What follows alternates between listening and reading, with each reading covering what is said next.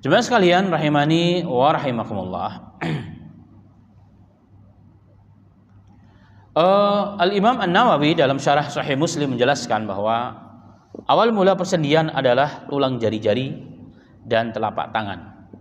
Itu awal persendian yang kemudian digunakan pada seluruh tulang dan persendian pada tubuh. Sendi-sendi dan pada tulang manusia merupakan nikmat dan karunia Allah yang sangat besar, yang tidak ada lain jemaah sekalian. Dengannya kita bisa bergerak, kita bisa duduk, bisa memegang, bisa tengok kanan, kiri, maju, ke belakang, tidur telentang, menekuk. Itu semua kenapa? Adanya persendian. Kebayang nggak kalau kita nggak punya persendian? Kayak robot, tak ubahnya kita kayak robot, asli kayak robot. Ya kan, karena nggak punya persendian. Makanya sehebat-hebatnya robot nggak akan bisa kayak manusia, lentur dia, elastis. Ya, bisa begini, bisa begitu, bisa maju, bisa mundur, bisa menekuk, bisa menggenggam. Kebayang nggak kira-kira? Sekali-kali kan ada orang tuh yang kena asam urat. Ya kalau bergerak tuh sakit. Itu udah luar biasa. Itu gambaran nikmat Allah sebenarnya. Memang persendian nikmat Allah yang sangat besar. Nggak kebayang. Ya tidak kebayang kalau manusia nggak punya persendian. Atau persendiannya kurang dari 360, apa yang terjadi kira-kira? Asli kayak robot. Ya, asli kayak robot. Subhanallah. Ya. Ini nikmat Allah Subhanahu wa ta'ala kepada kita. Karenanya ya, ulama mengatakan, maka begitu besar nikmat Allah atas manusia, yang nikmat ini berpengaruh kepada seluruh kehidupan kita dari lahir sampai mati. Ini pengaruh nikmat ini dari lahir sampai mati. Kenapa? Karena persendian digunakan dalam setiap aktivitas manusia, kecil ataupun besar, dimanapun dan kapanpun. Tanpa itu manusia begitu susah dan payahnya dalam menjalankan aktivitas kehidupan dunia. Dengan demikian, maka seharusnya sudah pantas dan kudunya seorang muslim mensyukuri nikmat tersebut. Dengan apa? Dengan bersedekah. Dengan sedekah. Jadi kesimpulannya berarti apa? Sebagai bentuk syukur kita atas nikmat yang Allah berikan kepada kita, makanya kita harus bersedekah atas nikmat tersebut. Berapa jumlahnya? 360 kali sedekah. Yang jadi pertanyaannya, kenapa sedekah? Kenapa tidak amal yang lain? Salat pun menggantikan sedekah. Tadi saya katakan hadis yang lain ada riwayat 2 rakaat waktu duha itu mencukupkan sedekah untuk 360 kali sedekah. Karena pada salat duha itu udah segala sedekah ada di situ. Dari Allahu Akbar itu satu sedekah. Nah, Allahu Akbar dalam salat duha berapa kali? Itu kali saja. Maka 2 rakaat duha itu salah satu keutamaannya menggantikan keharusan kita bersedekah kepada seluruh persendian kita. Tapi di sini catatannya adalah untuk menggantikan sedekah.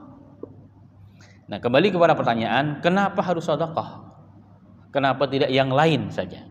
Contohnya Rasulullah mengatakan, karena Allah memberikan kita nikmat yang begitu besar, yang begitu agung, yaitu nikmat persendian 360 kali, maka kita wajib untuk sholat. Contohnya wajib baca Quran, tapi bukan untuk menggantikan sedekah. Tapi tidak, Rasulullah mengatakan sedekah kalimatnya.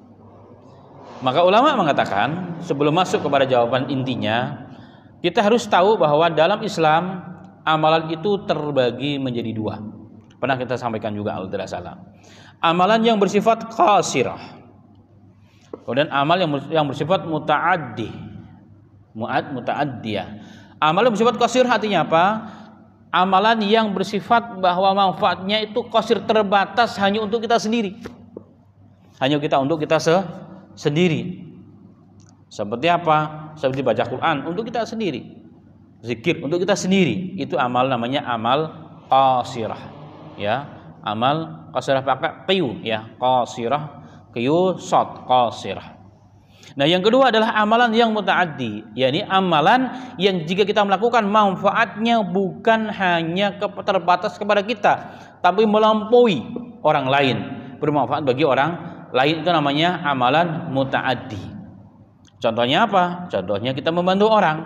atau bersedekah dengan uang orang lain, membersihkan jalan dan seterusnya, maka amalan itu bukan hanya untuk saya, tapi orang lain pun dapat menikmati efek positif dari amalan tersebut.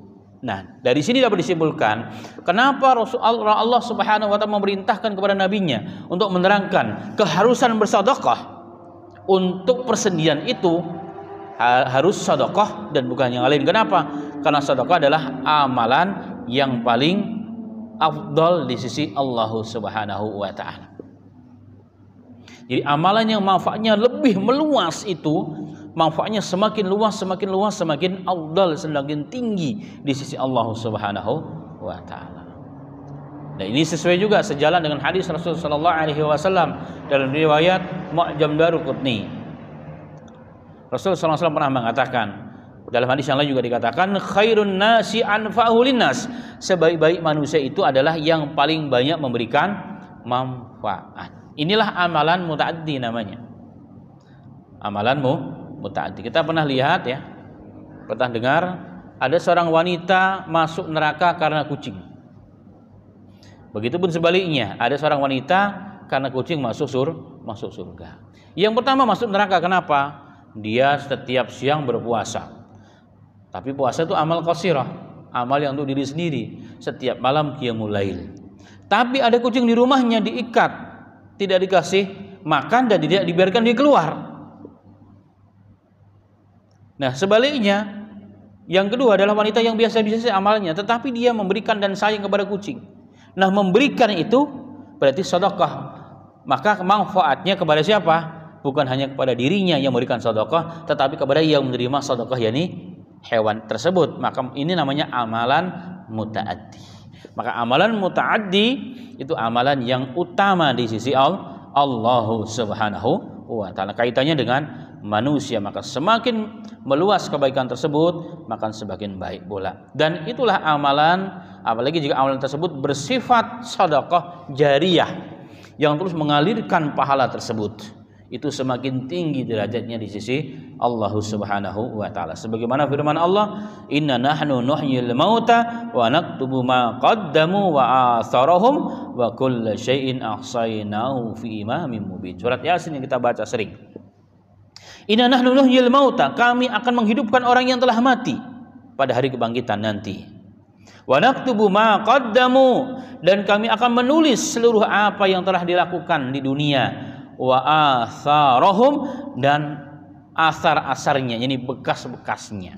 Apa yang dimaksud bekas di sini? Bekas perbuatannya, baik ataupun buruk, itu semua efek-efeknya akan ditulis. Nah, efek-efek itu, peninggalan-peninggalannya itu akan ditulis. Kalau baik, ya baik. Kalau dia jariyah, terus menambahkan pahala walaupun dia sudah berada di liang kubur, berada di alam barzah. Dan ini sesuai dengan hadis Rasulullah juga. Apabila seorang Bani Adam meninggal dunia, inqata amaluhu, terputuslah amalnya kecuali 3. Satu di antaranya adalah apa? Sedekah jariyah, sedekah yang mengalirkan terus. Yang kedua adalah apa? Ilmu yang bermanfaat. Ini maknanya sedekah juga. Ilmu yang bermanfaat yang diajarkan terus sampai ke bawah, ke bawah, ke bawah. Saya mengajar ibu-ibu dan bapak-bapak menerima, menyampaikan dan mengamalkan kepada yang bawahnya, ke bawahnya. Itu maknanya juga sedekah jariyah sebenarnya. Yang berikut adalah apa? Waladun salihin yad'u lahu, anak soleh yang ditinggalkan yang mendoakan, itu juga jariyah juga sebenarnya. Itu bagian dari sedekah jariyah, amal-amal yang jariyah. Ini namanya athar. Dalam teks tadi, dalam ayat Al-Quran surat Yasin tadi, itulah athar yang akan menambah kebaikan orang, dan itu namanya amal-amal muta'addiyah. Karenanya jemaah sekalian, kenapa Allah memerintahkan melalui lisannya Rasul sallallahu alaihi wasallam sebagai bentuk syukur kita atas nikmat Allah berupa persendian harus bersedekah. Karena sedekah amalan yang paling tinggi di sisi Allah Subhanahu wa taala.